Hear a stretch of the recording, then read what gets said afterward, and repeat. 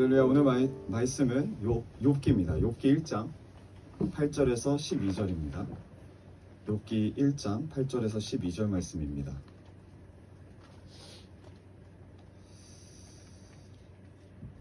네, 우리 함께 교도하겠습니다. 욥기 1장 8절에서 12절 말씀. 주님께서 사탄에게 말씀하셨다. 너는 내 종 욥을 잘 살펴 보았느냐? 이 세상에는 그 사람만큼 흠이 없고 정직한 사람, 그렇게 하나님을 경외하며 악을 멀리하는 사람은 없다. 그러자 사탄이 주님께 아뢰었다. 경외함으로써 당하는 것을 하나님을 경외하였다. 주님께서 그와 그의 집과 그가 가진 모든 것을 울타리로 감싸주시고 그가 하는 일이면 무엇에나 복을 주셔서 그의 소유를 온 땅에 넘치게 하지 않으셨습니까? 이제라도 주님께서 주시셔서 그가 가진 모든 것을 주시며 그는 주님과 싸우기를 저주할 것입니다. 같이 읽겠습니다. 주님께서 사탄에게 말씀하셨다. 그가 가진 모든 것을 다 내게 맡겨보았다. 다만 그의 손을 말하라. 그때 사탄이 주님 앞에 물러갔다. 아멘. 오늘 말씀의 제목은 경건한 자의 사명입니다. 경건한 자의 사명. 네, 할렐루야. 네, 하나님의 임재가 우리 마음 가운데 충만하길 축원합니다. 아멘. 우리 옆분들과 인사합시다. 하나님의 임재가 충만하길 원합니다. 아멘.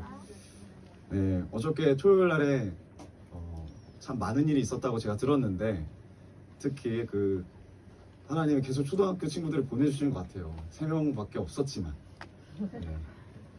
특히 예전에는 우리가 7호교회 때는 자매님들을 많이 보내주셨는데 네, 상우 형제가 이제 좀 있으면 2달 있으면 전역합니다. 벌써 2달 있으면 전역해요. 상우 형제가 유일하게 남자였어요. 네, 꽃들 사이에 껴서 네, 그런 행복한 나날을 지냈는데 지금은 오는 친구들이 다 초등 친구들이 다 형제들이에요. 네, 형제들이에요. 어떻게 이렇게 하나님이 또 반대로 역사를 하시는지. 그런데 그 중에 어떤 한 친구가 최근에 온 친구가 이런 질문을 했다는 겁니다. 자기가 못마땅한 사람이 있고 그리고 버릇없어 하는 사람이 있으면 당장 가서 욕을 하는 친구예요. 뭐라고? 지적을 하는 친구입니다. 그런데 우리 교회는 그렇게 하는 것 같지 않으니까 물어보는 거죠. 기독교인이 된다는 게 뭐예요? 중학교 2학년입니다. 기독교인이 된다는 게 뭡니까? 나를 무시하고 나에게 버릇없이 대하는 이들한테 그렇게 매일 인내하고 용서해 주는 게 기독교인의 삶입니까? 이런 질문을 했다는 거예요. 그 친구가. 아직 우리 초등학교 친구 중에서 그런 질문을 한 친구가 없었는데 아직 초등학생이니까 그쵸? 네, 중학교 2학년이 그런 질문을 했대요. 좀 달랐어요. 질문이 달랐어요. 그러면서 어떤 생각을 하냐면 자기는 그렇게 못 살겠다는 거죠. 답답하니까. 그리고 어려워해요. 기독교인이 뭐야? 이해가 되지 않습니다. 이처럼 기독교인으로 산다는 것은 참 어려워요. 여러분, 기독교인으로 사는 게 쉽습니까? 그러면 문제가 있는 겁니다. 어려워요. 답답해요. 이해가 되지 않습니다. 오늘 본문에 욥의 삶이 그렇습니다. 욥의 삶이 어렵게 사는 것 같아요. 욥을 바라봤을 때 답답하게 사는 것 같아요. 뭐 그렇게 유별나게 사나. 그렇게까지 하나님을 경외하는 이유가 이해가 되지 않아요. 매일매일 기도하고 매일매일 예배드리는 삶. 그의 삶은 어떻다고 성경에 써 있습니까? 욥기 1장 1절에 이렇게 써 있어요. 그는 흠이 없고, 그러니까 온전하다는 거죠. 정직하였고 하나님을 경외하였으며 악을 멀리 하는 사람이었다. 하나님은 욥에게 많은 소유를 허락하셨습니다. 그러니까 부자라는 거죠. 3절 보면 이게 나옵니다. 그는 동쪽에서 으뜸 가는 부자였다. 얼마나 우리의 로망입니까? 으뜸 가는 부자. 그러나 그 앞에 이 사람의 삶은 어떤 삶이었어요? 온전하고 정직하고 흠이 없고 하나님을 경외하고 악을 떠난 자였더라. 이러한 욥에게 궁금해하는 자가 등장합니다. 이런 욥의 삶이. 그게 누구예요? 사단이에요. 사단은 궁금해요. 1장 9절. 욥이 바라는 것 없이 하나님을 경외하겠습니까? 개역개정은 까닭 없이 하나님을 경외하겠습니까? 사단은 욥의 삶이 이해가 되지 않아요. 사단은 욥의 삶이 답답합니다. 그래서 욥이 하나님을 경외하는 꿍꿍이가 분명히 있다고 생각합니다. 누가? 사단이. 여러분, 우리가 이렇게 하나님 앞에 온전하게 예배드리고 기도하고 매일매일 나와서 이렇게 말씀 가운데 양육하고 교제하고 이렇게 토요일날 시간 내갖고 이렇게 하루 종일 교회에 있는 것을 사람들은 잘 이해를 못해요. 이해를 못합니다. 그리고 이런 질문을 해요. 분명히 거기 가는 꿍꿍이가 있는 것이다. 밥을 많이 주나? 아니면 거기 좋아하는 사람이 있나? 그리고 뭐라고 합니까? 10절에 주님께서 그와 그의 집과 그가 가진 모든 것을 어떻게 해요? 울타리로 감싸 주셨기 때문에 욥이 하나님을 경외하는 것입니다. 하나님이 또 복을 주셔서 무엇을 할 때나 복을 주셔서 욥이 하나님을 경외하는 겁니다. 또 그 소유를 그러니까 부자가 되게 만들어서 하나님을 경외하는 것입니다라고 사단은 지금 논리를 펼치고 있습니다. 하나님 앞에서. 이게 사단의 주장이에요. 그의 소유가, 욥의 소유가, 욥이 가진 낙타, 양, 아들만 7명에 딸만 3명이었다는데 10명 정도의 자녀와 집과 그 많은 재산 때문에 하나님을 섬긴 것이다. 그 모든 것들이 욥이 경건한 삶으로 살게 한 어떤 이유였다. 이게 사단의 논리예요. 논리가 너무 탄탄합니다. 너무 탄탄해요. 우리도 궁금하지 않습니까? 욥이 왜 이렇게 예배를 열심히 드릴까? 예배 동기가 뭘까? 왜 욥은 이렇게 경건에 목숨을 맬까? 경건의 동기가 뭘까? 저 사람은 왜 이렇게 경건할까? 저 사람은 왜 이렇게 예배에 목숨을 걸까? 누가 궁금해한다고요? 사단이 궁금해하고 사단과 같은 마음을 가진 사람들이 또 궁금해요. 교회를 다니는 이 시점에서도 교회를 다니고 그리스도인임에도 불구하고 옆에 사람이 그렇게 하나님께 나아가는 것이 의심스럽다 이거예요. 꿍꿍이가 있을 것이다. 그래서 하나님께 사단이 제안합니다. 11절 이제라도 주님께서 손을 드셔서 그가 가진 모든 것을 치시면 그는 주님 앞에서 주님을 어떻게 할 거다고요? 저주할 것입니다. 그것이 욥의 신앙이 진짜인지 아닌지를 확인하려면 가진 것들을 뺏어보면 됩니다. 이야기를 하는 거예요. 근데 도리어 부자는 이렇게 확인할 수 있죠. 가난한 자는 어떻게 하면 확인할 수 있는지 아십니까? 우리 여기 다 가난하잖아요. 우리 마음 10년 가운데 가난하잖아요. 가난한 자들은 부자 돼보면 알아요. 반대로 가난한 사람이 진짜 그 사람이 하나님을 경외하고 경건한 삶을 사느냐, 진짜 이게 진심으로 하나님을 사랑해서 이렇게 삶을 살고 있느냐, 이건 어떻게 알 수 있냐면 부자로 만들어 보면 알 수 있어요. 부자가 된 뒤에도 경건한 삶을 살 수 있느냐. 오늘 우리는 제발 이 물질을 한번 허락해 줬으면 좋겠는데 저 많이 들었거든요.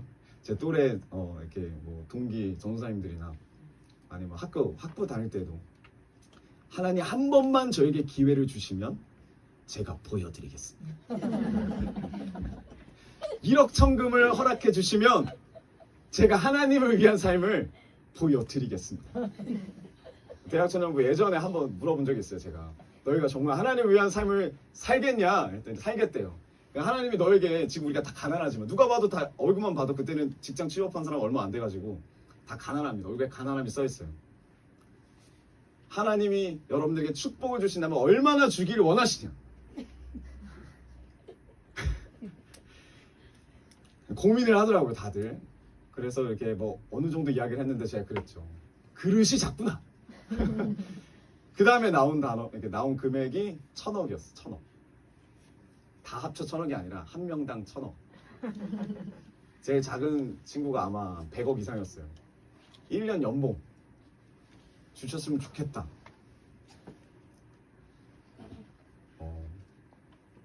그러면서 어떤 마음을 가져요? 다 하나같이 이러면 어떻게 쓸 거냐? 하나님께 다 드리겠습니다. 저는 1억만 가져도 됩니다. 근데 실제로 우리가 이 돈을 받게 되면 어떨까요? 다를 수 있다 이거예요. 부자만의 문제가 아니라 우리 모두의 문제입니다. 여러분, 오늘 우리는 왜 경건해야 합니까? 왜 주님을 경외해야 합니까? 왜 정직해야 하고 왜 온전해야 합니까? 지금 이걸 사단이 물어보는 거예요. 사단이 하나님께, 하나님이 소유를 주셨기 때문이에요? 아니면 소유를 이 욥이 지키기 위해서입니까? 받은 소유를 지키기 위해서, 잃어버리지 않기 위해서 하나님께 예배드리고 하나님 앞에 경건의 삶을 삽니까? 아니면 진심으로 하나님을 사랑하기 때문입니까? 언젠가는 누구나 다, 우리 모두가 다 하나님과 사단 앞에서 입장 표명하셔야 돼요. 물어볼 거예요, 사단이. 너 왜 이렇게 열심히 믿어? 네가 가진 것 때문이야? 그럼 한번 뺏어볼까? 차라리 가난한 게 낫겠네요. 그러면 한번 부자로 만들어볼까? 우리의 경건의 동기가 뭡니까? 입장 표명을 우리가 다 해야 돼요. 한 명 한 명이 다 해야 됩니다. 하나님 앞에서 해야 돼요. 정황만 보면은, 그리고 하나님 허락하십니다. 하나님이 이 사단의 끔에 넘어가신 것 같아요. 욥을 하나님이 괴롭히시는 것 같아요. 그러나 아닙니다. 아니에요. 아니죠. 사단의 의도는 분명히 악의가 있어요. 악합니다. 그러나 이 사단이 어떤 악의를 가지고, 본인이 어떤 철저한 계획을 가지고, 의지를 가지고 하나님 앞에 나와서 그렇게 말을 했든지 간에 이 사단이 행한 모든 일들은 결과적으로 하나님의 영광을 위하는 일이 됩니다. 하나님의 영광을 위해서 이 사단의 역할이 아주 중요해요. 아주 중요한, 꼭 필요한 역할을 누가 담당하고 있어요? 사단이 담당하고 있어요. 이것이 악당의 역할이에요. 악당의 역할. 우리가 영화를 보더라도 주인공이 있는데, 주인공이 정말 빛나기 위해서는 그 주인공을 빛나게 해주는 정말 무시무시한 악당이 있어야 돼요. 그래야 그 주인공이 더 빛납니다. 주님이 그것을 다 알고 계세요. 욥이 하나님께 예배를 드리는 동기를 확인하는 방법은 이 사단이 제시한 방법밖에 없어요. 이 시험밖에 없습니다. 왜 이 시험에 욥이 들어가 있죠? 그가 이 시험을 받아야 하는 이유가 무엇입니까? 욥이 죄를 지었어요? 욥기가 42장까지 있어요. 여러분 한번 읽어보세요. 42장까지 있어요. 욥이 끝까지 하는 말은 난 죄진 적 없다요. 욥이 이 고난에 휘말리게 된 이유, 이 고난을 정통으로 받게 된 이유, 그건 죄지어서가 아니라 욥이 경건해서입니다. 경건해서예요. 이런 생각 해보셨습니까? 경건했기 때문에, 하나님 앞에 온전하고 경건하고 경외하고 악에서 떠났기 때문에 이 시험을 받아요. 이 고난을 받아요. 그가 고난을 받아요. 사단이 궁금해합니다. 오늘날 우리의 삶에 이런 고난이 있습니까? 욥과 같은 고난, 얼마나 무시무시합니까? 우리가 고난이 없다고 즐거워해요. 옆에 고난 받는 사람 보면서 내가 그래도 저 사람보다 낫지 않냐, 그래도 감사합니다. 그걸 바라보고. 근데 또 어떤 마음이 있냐면 이런 마음 가지셔야 돼요. 고난이 없는 삶이 꼭 축복은 아니더라. 왜냐하면 고난이 없다면 우리가 경건한 삶을 살지 않았기 때문일 수 있어요. 왜요? 사단의 관심의 대상이 아니에요.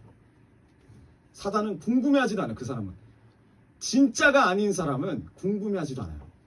진짜인 사람만 궁금해요. 누가? 사단이에요. 그래서 그 사람의 신앙이 진짜인지 아닌지 하나님께 지금 제안을 하는 거예요. 다 뺏어봅시다. 그럼 고난이 있는 것이 복입니까? 고난이 없는 것이 복입니까? 네, 어떻게 참 말하기가 참 죄송스럽지만 조심스럽게 고난이 있는 것이 복인 줄 믿어요. 우리 옆분들과 인사합시다. 고난이 있는 것이 복입니다. 이 시점에, 이 순간에도 우리가 고난이 있어요. 어려움이 있어요. 힘듦이 있어요. 초등학생의 친구들도 고난이 있어요. 지금도 옆 친구를 쳐다보면서 고난이 있어요.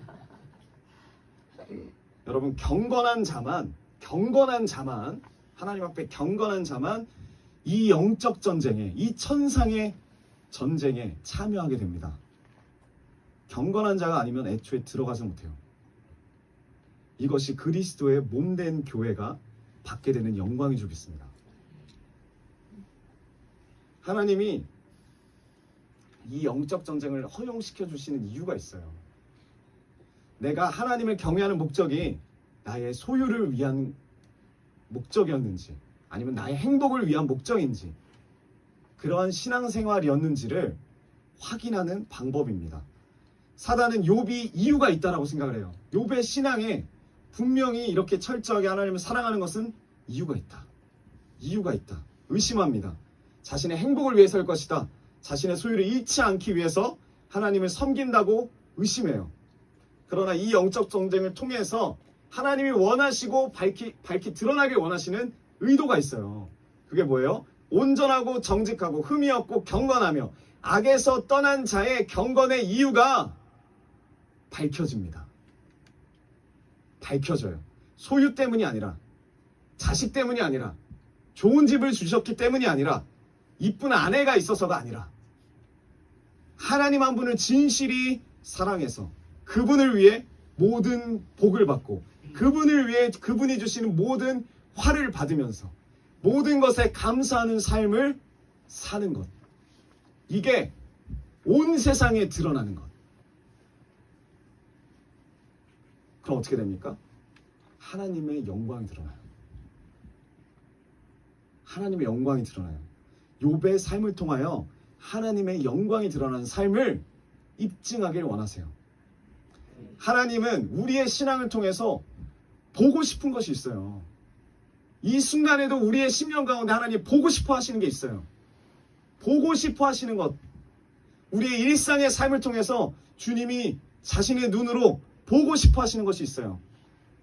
나 자신만의 행복을 추구하면서 쾌락을 추구하면서 고통 없는 신앙생활을 바라는 신앙생활이 아니라 고통이 있을지라도 고난이 있을지라도 하나님을 예배하며 하나님을 사랑할 수 있는 변함없이 주님을 바라볼 수 있는 삶을 우리의 삶을 통해 보고 싶어 하십니다. 하나님이 몰라서 그런 게 아니에요. 아, 유리가 나를 하나님을 사랑하는지를 하나님이 몰라서 그런 게 아니에요. 하나님은 아세요. 근데 누가 몰라요? 세상이 몰라요. 세상이 바라볼 때 유리가 아니면 다른 친구들이 하나님을 사랑하는 것은 이유가 있어서다. 자기 유익과 이익 때문이다. 다 자기들이 그렇게 사니까. 그러나 하나님이 진짜 드러나길 원하시는 것은 유익과 이익을 넘어서 은혜 받은 자로서 그 은혜에 반응하며 사랑받은 자로서 하나님을 사랑하는 자로서 의 삶이 드러나길 원하세요. 온 세상 가운데 하나님의 영광만이 드러나길 원하십니다. 그게 욥이 고난받은 이유예요. 그게 경건한 자들이 고난받는 이유예요. 그게 평생을 하나님의 뜻대로 삶을 사는 지금도 오지에 있는 선교사님들이 암에 걸리는 이유예요.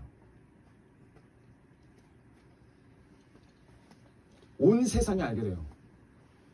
마지막 순간까지 하나님 바라보면서 자신의 모든 것을 내어주고 사는 그들을 통하여서 하나님이 드러나십니다. 하나님만이 예배받기 합당한 분이시다. 마땅하다. 명백하게 세상에 증거됩니다. 이것을 주님이 원하세요. 보기 원하세요. 세상이 알기를 원하세요. 이 욥기가 한 명의 개인 고난 이야기 같아요. 그쵸? 어차피 자식들 다 죽었잖아요. 자기밖에 고난 받는 사람이 없는 것 같아요. 그러나 넓게 보면 이스라엘 국가 전체의 고난 앞에서 자신들의 신앙 동기를 돌아보라는 거예요. 나라가 이렇게 고난을 받는 이유, 자신들은 잘못한 게 없다고 생각해요. 이스라엘 백성들은 고난 받는 이유, 물론 잘못한 것도 많지만 이 가운데 더 하나님의 영광이 드러나게 하기 위함이다. 여러분, 지금 우리들도 마찬가지입니다. 이 순간에 하나님이 우리 민족을 통하여서, 우리 민족의 고난을 통하여서, 이 분단의 아픔을 통하여서 하나님만을 드러나길 원하세요. 하나님이 드러나시길 원하세요. 욥과 같이 우리도 이 시험대에 올라가 있다는 거예요. 욥과 같이 우리나라도 올라가 있어요. 이것이 온 세계에 하나님의 영광을 드러내는 기회가 될 줄 믿습니다. 여러분 혹시 고난받아서 지금 고난받으시는 분 다 고난을 받지만 억울하십니까? 억울하죠. 억울합니다. 난 최선을 다해 살았는데. 그러나 여러분 성경을 잘 읽어보면 하나님이 더 억울하셔야 돼요. 하나님이 더 억울하셔야 돼요. 왜요? 늘 나밖에 없는, 나 자신밖에 없는 자에게 늘 오늘도 하나님의 이름에 모욕을 주고 수치를 주는 자에게, 그게 나죠. 그분의 영광을 깎아내리는 나에게, 미천하고 연약한 나에게 주님이 하신 일이 뭐예요? 자신의 영광을 거셨어요. 욥이 하나님의 영광을 깎아내릴 수 있어요. 자신을 선택하면서. 그러나 그럴지도 모르지만 하나님은 그 욥의 고난을 통해서, 욥의 삶을 통해서, 왜? 욥이 은혜로 경건한 자가 되었으니까. 예수 그리스도 말미암아 경건한 자가 되었으니까. 욥의 고난을 통해서 하나님의 영광을 거십니다. 고난을 통해서 하나님이 드러나길 원하세요. 여러분, 우리의 고난에 집중하지 마시고 우리가 성경을 읽으면서 누구의 고난에 집중해야 돼요? 하나님의 고난에 집중하십시오. 모든 성경을 보면 모든 이 성경 인물들이 다 고난을 받아요. 다윗도 고난받고 솔로몬도 고난받아요. 그러나 그 내면 깊숙한 곳에는 뭐가 있냐면 하나님이 고난받고 계세요. 하나님이 각 인물들에게, 각 심령들에게, 각 영혼들에게 뭘 맡기세요? 당신의 영광을 맡기세요. 너의 삶을 통하여 나의 영광이 드러나길 원한다. 그 사람의 삶이 하나님의 영광을 깎아내릴 수 있음에도 불구하고 하나님 맡기세요. 왜요?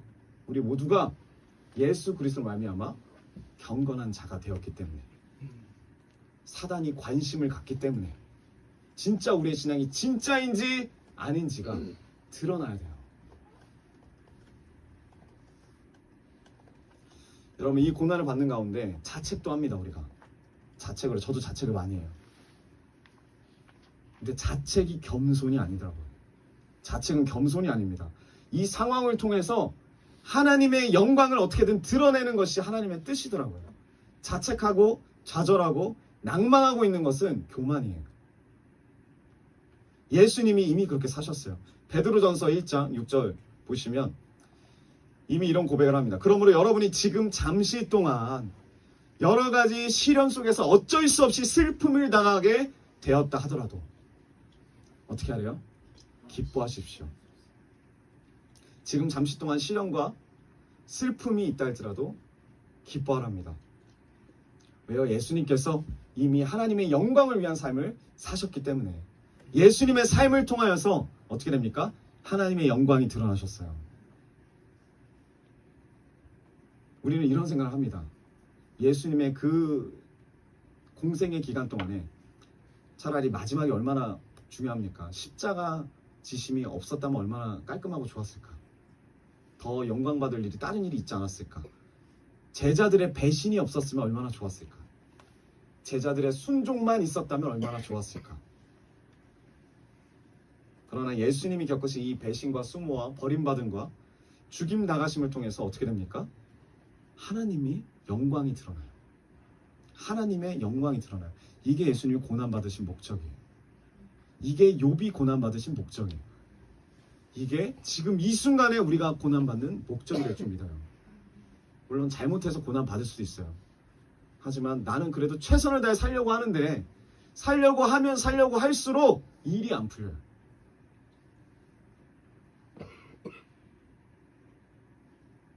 그러나 이 순간에 우리가 해야 될 건 뭐냐면 나의 고난에 집중하는 것이 아니라 이 순간에 하나님이 고난받고 계시는구나. 하나님의 영광을 나에게 맡겨주셨구나.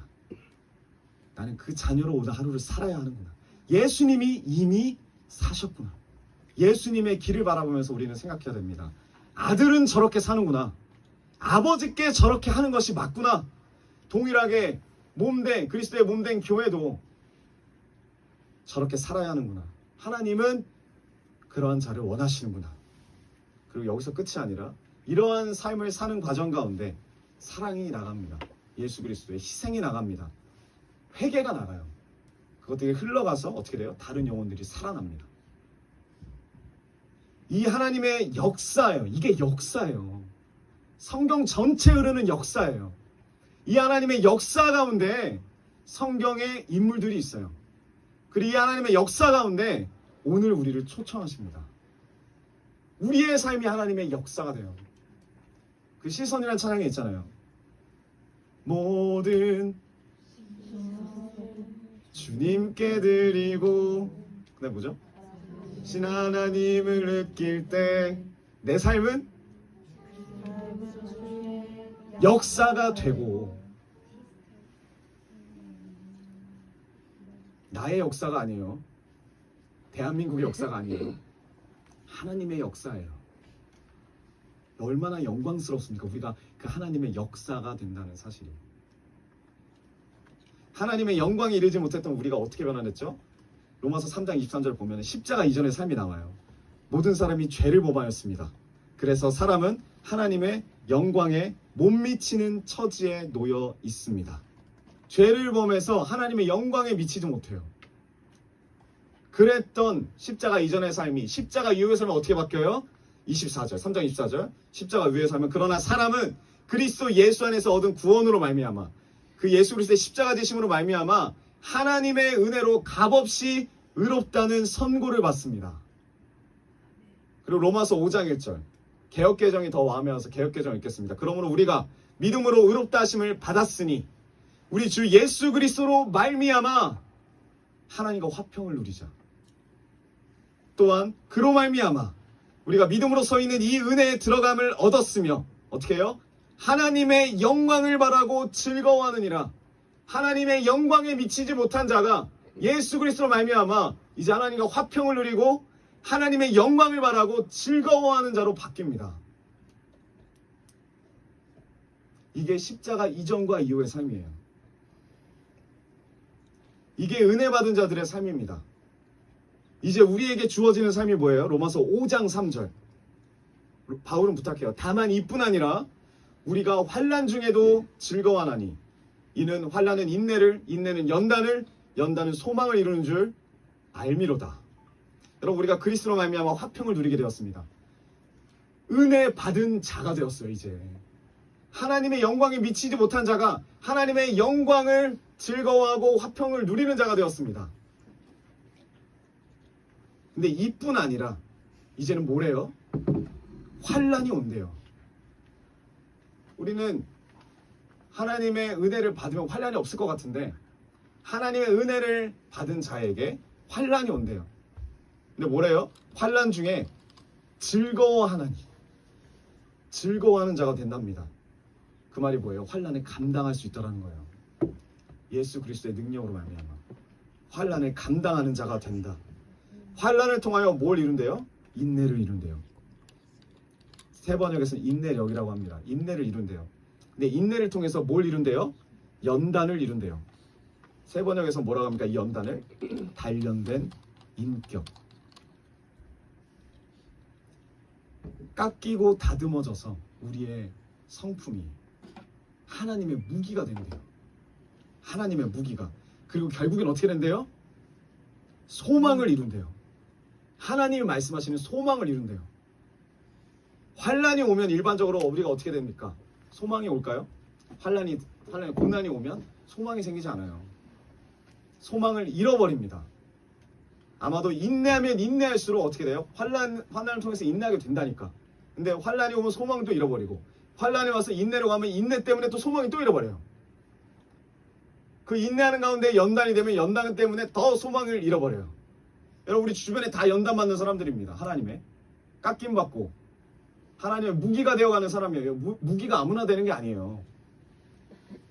연단하면 연단할수록 예민해집니다. 그리고 지금 이 순간에도 예민한 사람들이 있어요. 성도님들 가운데 사랑으로 말해도 왜? 말로 표현한 거예요. 나 예민해. 지금 연단 받고 있잖아. 보이잖아.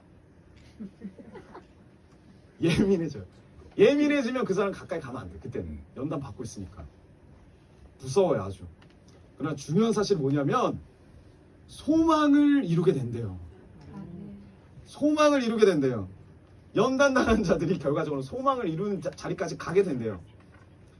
그리고 이 소망이 절대 우리를 부끄럽게 하지 않는데요. 그 말이 무슨 말이냐면 실망시키지 않는다는 거예요. 헛수고가 아니다. 이 고난이 헛수고가 아니다. 근데 이 고난을 건너뛰면, 내 의로 건너뛰려고 하면, 이 환난을 건너뛰려고 하면 이해가 안 되는 거죠. 그러니까 일반적인 사람들은 왜 그리스도인들이 고난을 받아야 되냐? 예수 만나면 행복해야지. 예수 만나면 축복받아야지. 근데 우리가 고난받고 환난이 오는 이유는 뭐냐면 예수님 때문에 오는 거예요. 예수님 때문에 내가 그걸 감당하는 거예요. 예수님 때문에 내가 더 하나님의 무기가 되겠다고 다짐을 하고 나아가는 거예요. 여기서 괴리감이 오는 거예요, 사람들이. 그래서 고난이 올 때, 아, 이건 뭔가 좀 잘못됐는데 내가 뭘 죄를 지어서 내가 고난을 받나? 물론 죄를 지어서 고난을 받을 수도 있지만 우리 부모님들이 받는 고난을 내가 받을 필요가 있을까? 나는 죄 진 게 없는데. 건너뛰어요. 패스하려고 해요. 근데 이 소망이 이루어지게 되는 이유가 있어요. 이유가 있습니다. 뭡니까? 로마서 5장 5절을 보면 나와요. 소망이 우리를 부끄럽게 하지 아니함은 우리에게 주신 성령으로 말미암아 하나님의 사랑이 우리 마음에 부은 바 됨이니. 성령 때문에 하나님의 사랑이 이미 우리 마음에 부은 바가 되었대요. 언제? 예수 그리스도 십자가 사건을 기준으로. 이전에는 하나님의 영광을 모르는 자들이 하나님의 영광을 알게 되었을 때 뭘 통해서? 성령을 통해서 하나님의 사랑을 부음 받게 되었어. 5장 6절 우리가 아직 연약할 때 기약대로 그리스도께서 경건하지 않는 자들을 위하여 죽으셨도다. 우리가 하나님의 영광에 미치지 못할 그때에 이미 모든 사건이 이루어졌어요. 우리가 연약할 때 경건하기 이전에 하나님의 사랑을 이미 받은 자이기 때문에 지금 우리가 경건해지게 된 거예요. 내 의가 아니라 내 노력이 아니라. 그리고 진짜 이 은혜로 경건함을 받은 자라면 온전하고 경외하고 하나님을 악에서 떠나고 하나님만 경배하며 흠이 없는 자라면 진짜 이게 은혜 받은 자라면 내 소유가 없어진다 할지라도 하나님을 선택하는 자가 되는 거예요. 지금 하나님은 이게 드러나길 원하시는 거예요. 이 은혜가 욥의 고난을 통해서 드러나길 원하시고 이 은혜가 오늘날 우리의 삶을 통해서 드러나길 원하십니다. 여러분 고난이 있을 때 무슨 기도합니까? 우리가 무슨 기도하십니까? 철학자 중에 존 스튜어트 밀이라는 사람이 있어요. 그 사람이 주장했던 게 공리주의라는 건데 요약은 이겁니다. 인간이 원하는 건 행복이다. 내 행복을 기준으로 옳은 게 결정이 되고 내 행복을 기준으로 옳지 않은 게 결정이 돼요. 우리의 신앙생활이 공리주의로 하는 신앙생활이 너무 많아요.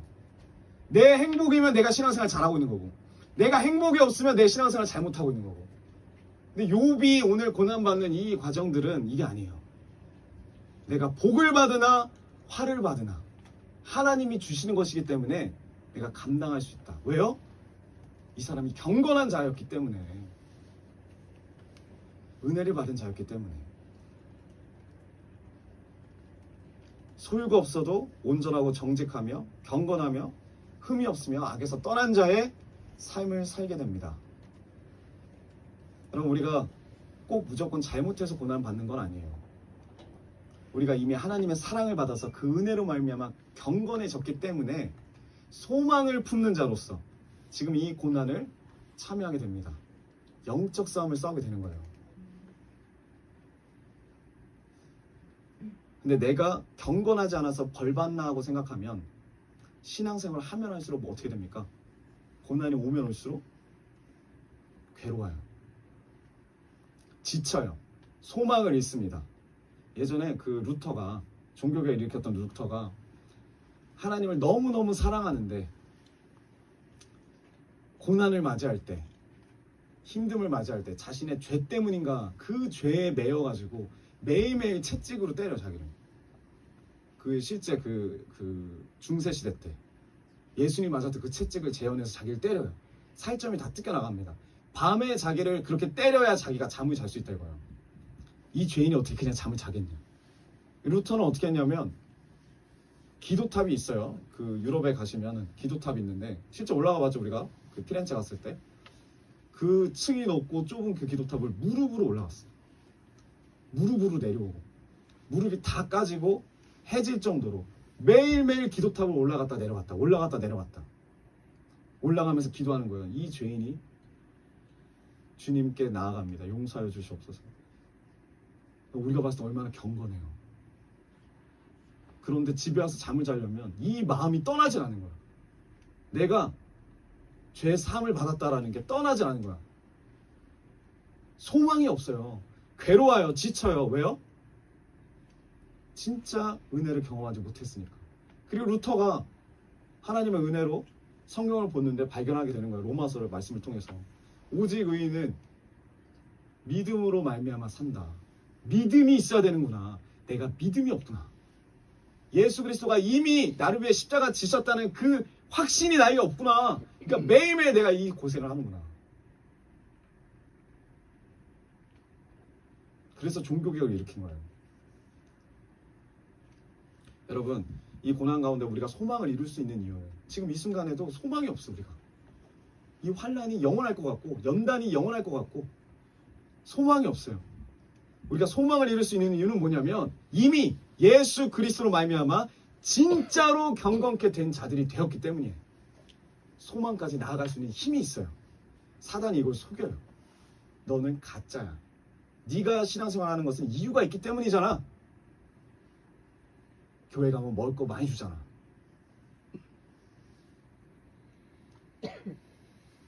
여러분, 욥처럼 우리 앞에 놓인 고난이 필연적입니다. 고난이 없을 수가 없어요. 필연적이에요. 그러나 환란이 우리를 절망에 빠지게 할 수 없어요. 인내가, 이 연단이 우리를 절망에 빠지게 할 수가 없습니다.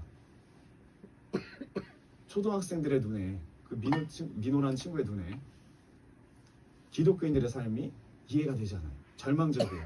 답답해요. 어렵게 사는 것 같아요. 소망이 없어 보여요. 그렇게 사는 건.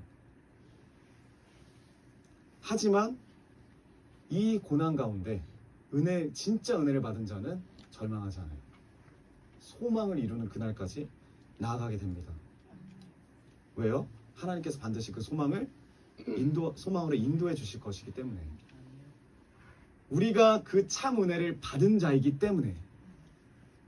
하나님께서 이런 우리를 통하여서, 우리의 삶을 통하여서 자신이 영광 받으시기를 원하시기 때문에. 그래서 자신의 영광을 거셨어요. 예수 그리스도에게 거셨어요. 그리고 주님이 승리하셨어요. 주님의 길을 가는 우리들에게 또 마찬가지로 하나님의 영광을 거셨습니다. 그래서 우리의 삶이 하나님의 역사가 돼요. 하나님의 역사가 돼요. 이것이 기독교 신앙이에요. 여러분, 욥은 한 번 테러 받는 것도 아니고 2번 테러를 당해요. 2번 테러 당해서 집도 다 날아가고 자녀도 다 죽고 거기다 2번의 자연재해를 경험해요. 그러니까 다 날아가요.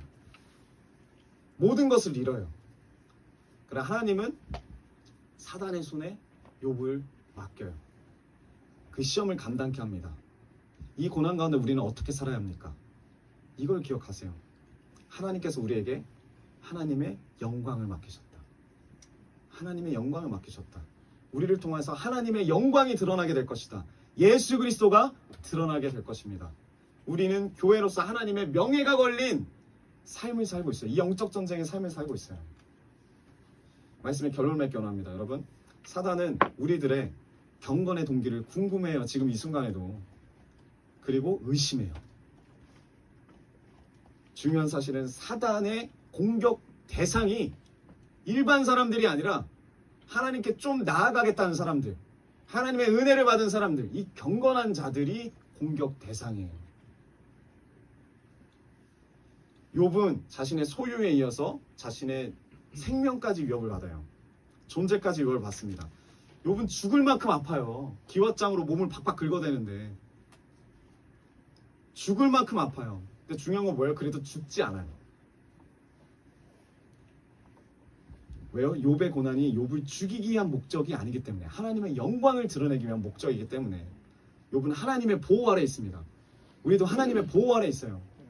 그게 하나님과 사단의 조건이에요.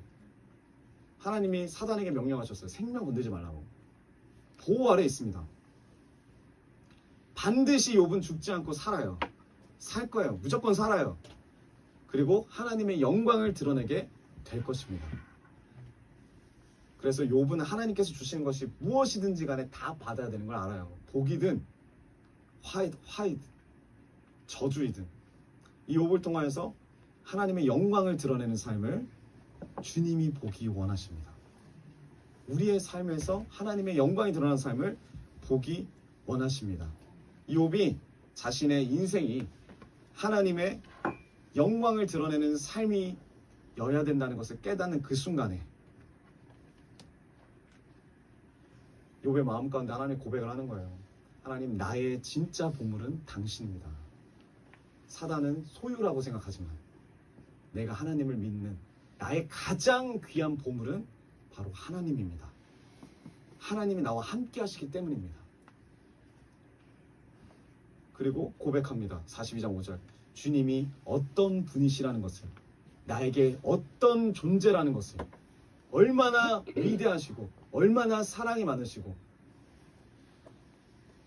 어떤 분이시라는 것을 지금까지는 귀로만 들었지만 이제 어떻게 된대요?